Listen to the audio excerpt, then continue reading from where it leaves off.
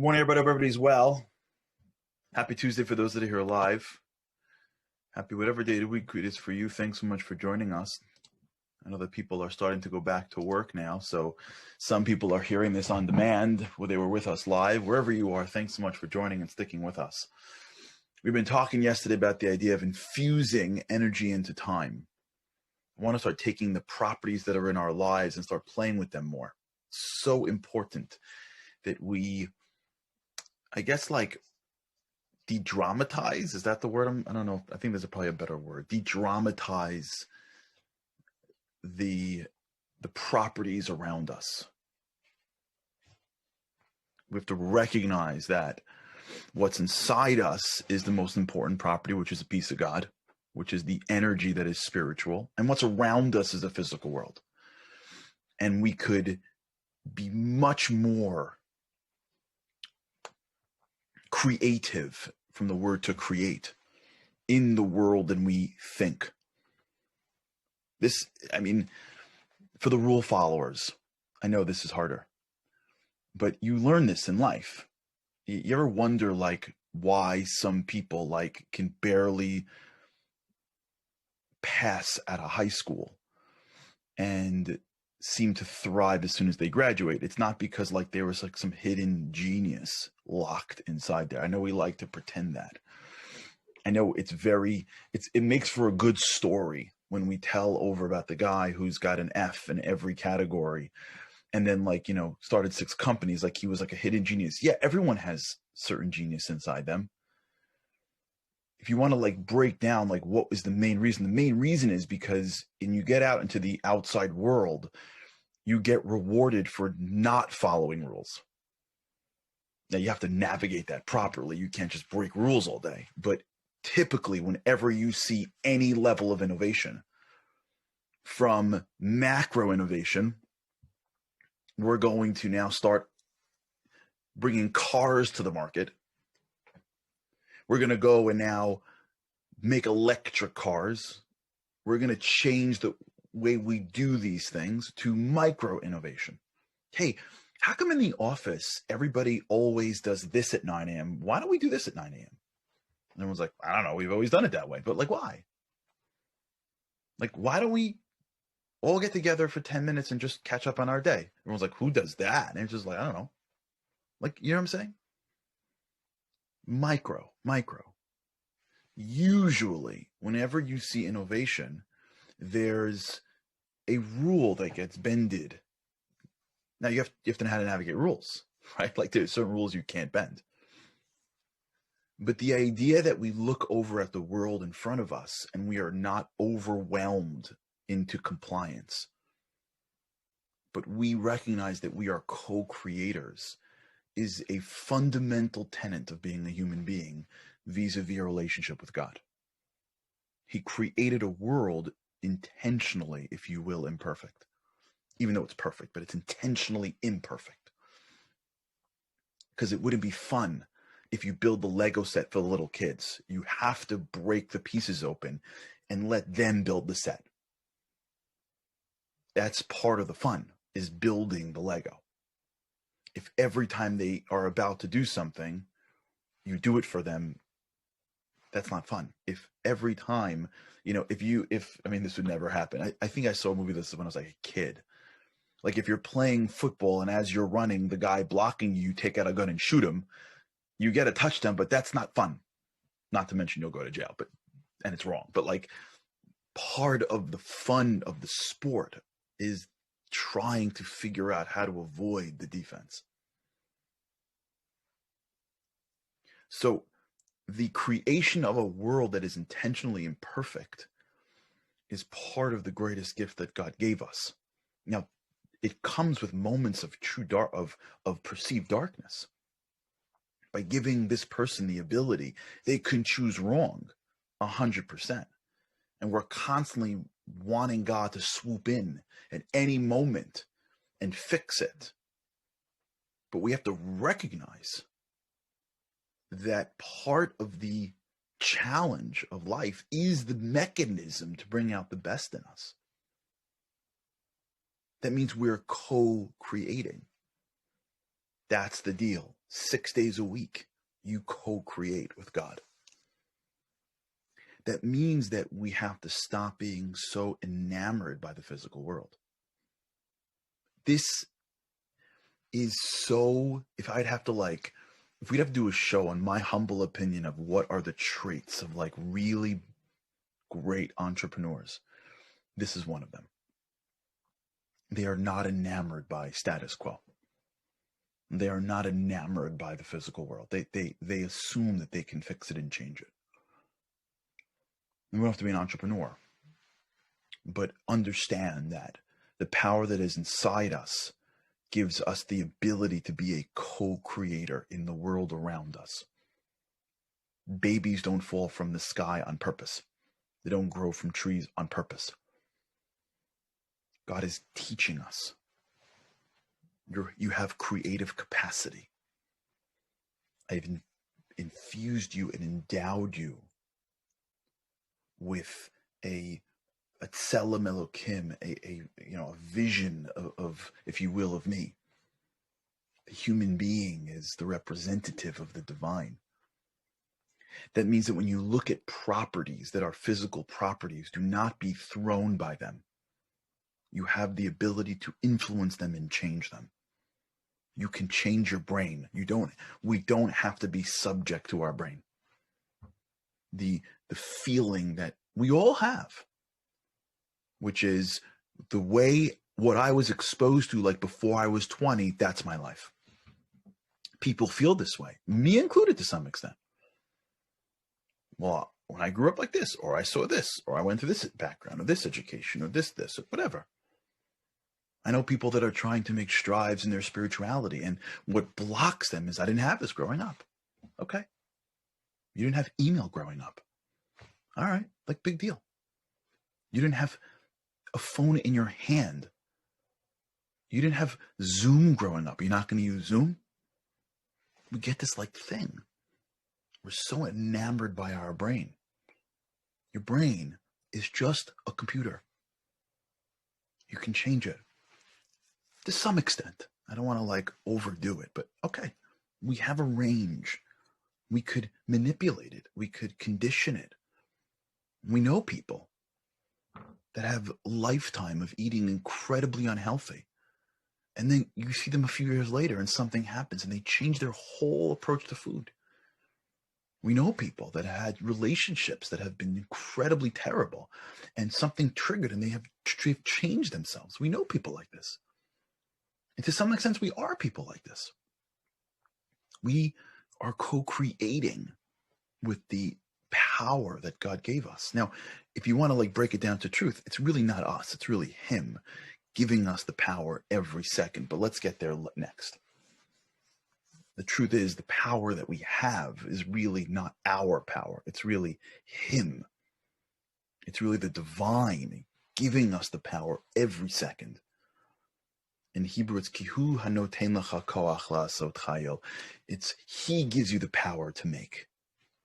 Fine, but that's truth. Let's just work with where we're at. I want to now get into the world of just respect. And that means that the physical properties are really for us to influence. That also applies to the physical properties that we can't touch: time, space, self. We can manipulate it. We can infuse it. We can change it. We can influence it. It's an amazing thing, the power that we have. Our words can change the world. Prayer can change the world. You can't put your hands on words, but you have them, and you can put them out into the world, and things change.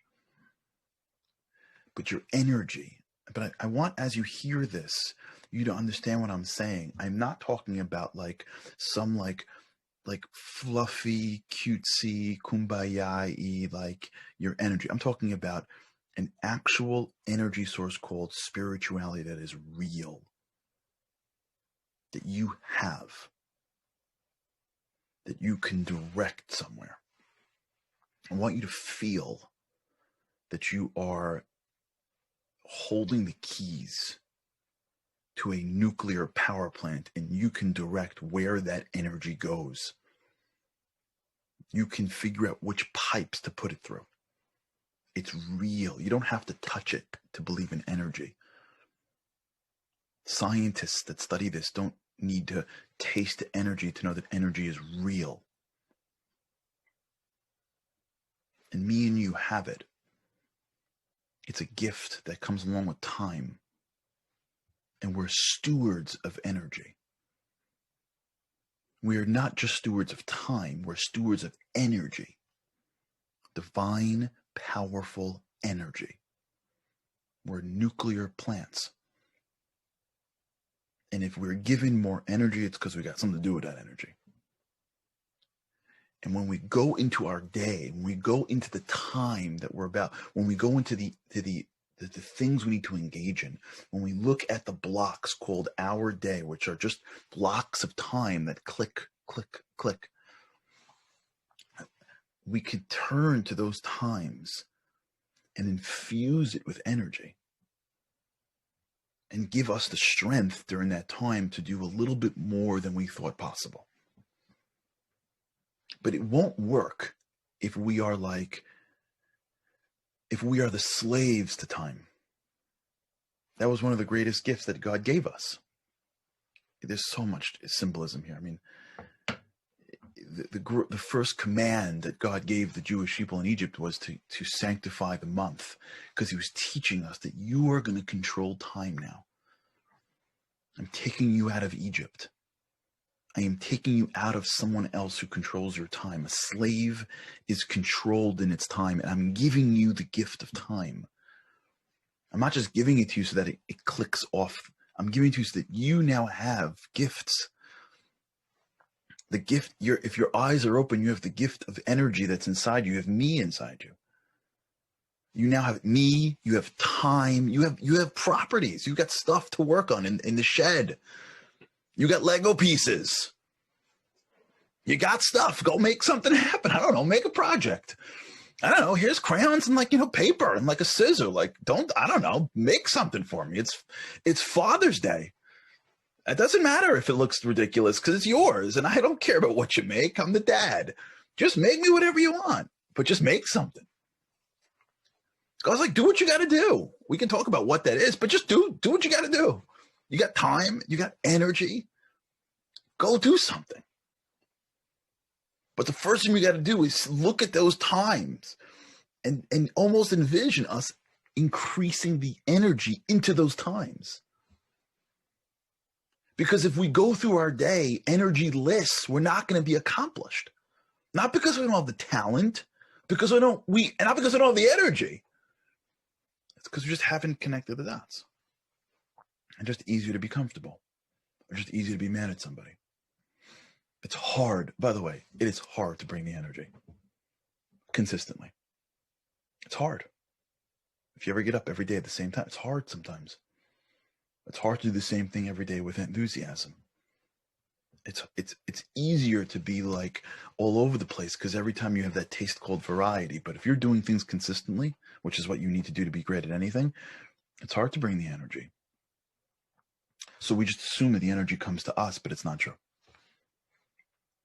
I remember I told you this story once. It's amazing how I thought it would be so terrible. It ended up being such a powerful moment in my life. I told you the story when I was on a trip once for the guys. In the morning when I left, my phone fell in the sink. Do you remember that story? It was the last day of the trip. We were in Israel. And we were flying home that day. It was a crazy day. We had to give a class in the morning. We ran around Jerusalem. We had a banquet. We all had to board planes by midnight, right? We flew back home, the whole deal. And everything was on my phone. Everything was on my phone. In the morning, as I'm cleaning up I'm rushing to get everything packed because I had 10 minutes to go back to the hotel, pack the stuff, get the bags at this guy's in this guy's car, and get back to this and get back to that. I'm running around, leading the trip. I'm cleaning up the bathroom of the hotel, all the toiletries, and I mistakenly am. As I'm putting the sink on to clean things, whatever, I'm doing a million things, and my elbow hits my phone, and it just goes right into the sink. And I turn up to look down at my phone, like under like 3 inches of water. Zzz, zzz. Phone's dead. Last day of Israel. Forget it. Just forget like the little things, like how do you order the Uber when you get out? Forget that stuff. Getting to the airport, what time, this, that. And my first feeling was like drained. And I'm on the car getting to the first class. And I'm like, what am I going to do? And I call this guy and that guy. They're like, we can take it to a shop. It's a 24-hour turnaround. And I'm like just drained of like, what's going to be. And I remember getting in front of that classroom. The guy's like, hey, Charlie, like, great trip. Looking forward to. And I'm thinking to myself, like, you're going to not bring energy because of your stupid phone? You're a nobody. There are people here. They're giving you their attention. Your phone? You kidding me? Like, I had to go to the side to like literally do this. I didn't know I was doing it, but do this to like stop and like infuse my energy into this next moment, which was the last class of the trip. Because it's not fair to them that my phone fell into a sink. I got to reduce the energy that I'm bringing to this class because I got to worry about my phone. So what? Big deal. I can't get home without a phone. Like no one did that before. And it worked out fine. Whatever it was. I survived without a phone for a day. Shocker. I still got home. You think it's fair to the world around us that we don't come to this day with energy? You think it's fair to our employees and our family members? You think it's fair to the guy on the street? You think it's fair to the mailman who's lugging around the mail in the rain that you don't have the energy to give him a big smile? Why? Because you had a hard day today? I have a rabbi who's in Israel right now. His name is Rabbi Shmuel Brazil. Incredible man. He lost his wife when he was young. He was a rabbi. He had students, and he lost his wife. It was a terrible tragedy. And he sat Shiva, and a friend of mine would learn with him in the afternoon. So the day came where he returned to yeshiva. Remember, he's a rabbi. He has students. And my friend who was learning with him at a certain time during the day called the rabbi and said, Rabbi, you're not going to come in. Like, don't worry about it. He goes, no. He sat Shiva. It's time. I got to get back. He says he has to get back with his life. So I remember my friend tells the story like I couldn't believe it. He says he walks into the main room. In Hebrew, it's called the Beit Midrash, which is the main study area. The door opens for this class. But this is the first time he was back since everybody had gone to the funeral of his wife, and the entire yeshiva turns to the door and gets silent. And he pauses, and my friend is standing there by the door waiting for him, and he lets out the biggest smile. Hey, how are you? And everyone's like shocked. And they go sit down, they study, they go through their learning session. And when it's over, my friend says, I'm sorry to ask the rabbi this, but like, are you a human being? Like, why are you so smiley for? Everyone understands. And he turned to him and he said the most powerful thing. He said, oh, my heart is broken in a million pieces, he says. But my smile is public property. I don't have the right to take my broken heart and break yours. My smile is public property. Do you hear that? Do you hear that wisdom? Can you imagine people living like this? My smile is public property. People walk around like in a sour face because like they're just not in the mood. You got to deal with people all day who aren't in the mood. People have to suffer from other people that just don't feel it. We're all like this. My smile is public property. You know what he's saying? You deserve more energy. I'm going to infuse this moment in more energy than I feel like I want to put in. Because if I can force the energy in, it will go in, which is what we're going to talk about. Forcing energy. But before we do that, let's just for a second, please, let's just for a second recognize just what kind of responsibility we have to be alive. And just how much the world around us needs to make sure that remember yesterday we spoke about that homework? Picture the thing that you're doing, picture the energy thermometer, raise it for 10 minutes. Just how much the world needs us to be experts at that. All right, we'll talk about this again more with God's help. All right, have a great day, everybody. Bring the energy. Bring the energy. The people around us deserve it. Hope all is well. Have a great day, and with God's help, I can't wait to see you again tomorrow.